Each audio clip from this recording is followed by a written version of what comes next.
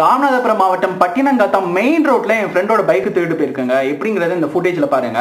2 பைக்கில் ஒரு 5 பேர் சேர்ந்து வராங்க. போகும்போது 3 பைக்கா திரும்ப ரிட்டர்ன் போறாங்க. அதுல இறங்கணுங்க கையில பார்த்தோம்னா கத்தி அருவா எல்லாமே இருக்கு. எல்லாம் ஒரு திமிரு தெனாவட்டு நம்மளை யார் எவன் என்ன கேள்வி கேட்க முடியும், என்ன ஒரு விஷயம் பண்ண முடியுங்கிற ஒரு தைரியம் தான் அது.